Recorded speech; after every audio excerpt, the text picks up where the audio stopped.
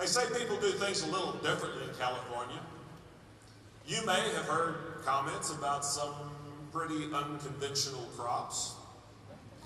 And if you point out that California is the country's leading producer of nuts, the kind that grow on trees, people might take it the wrong way. But don't let those stereotypes fool you.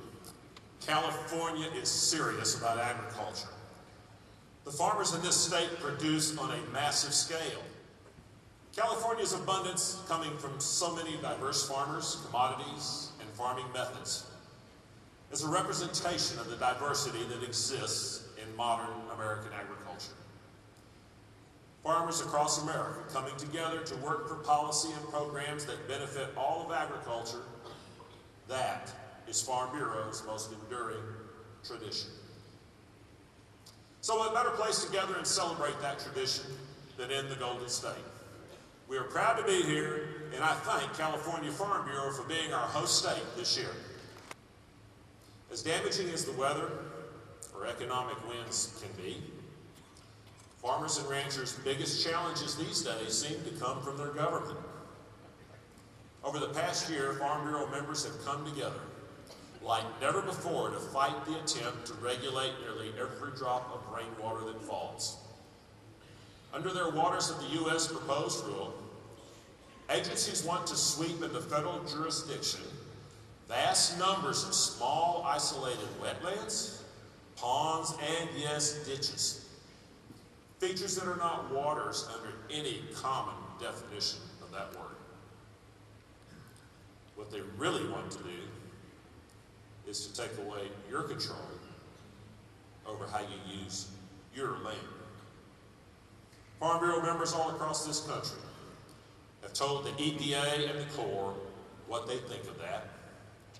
They spoke loudly and clearly. Ditch the rule.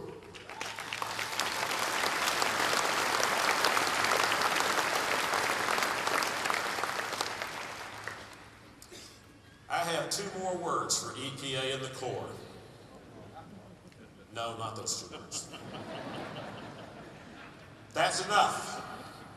Missouri Farm Bureau members Casey and Andy Clay and their family made a YouTube video, which you saw up here earlier if you were in here, to tell the agencies that's enough. They have been joined by thousands of farmers and ranchers, other small business owners, and even state and local governments in saying, that's enough of trying to regulate land by calling it water. That's enough of trying to bypass the legislative process and override the will of Congress. That's enough of insisting the best way to protect the environment is through more and more and more federal regulation. Farmers and ranchers care deeply about our environment and are focused on continuous improvement, eagerly adopting the best practices and technologies to protect it. But we cannot sustain the nation's food supply if excessive restrictions and regulatory costs make the business of farming and ranching economically unsustainable.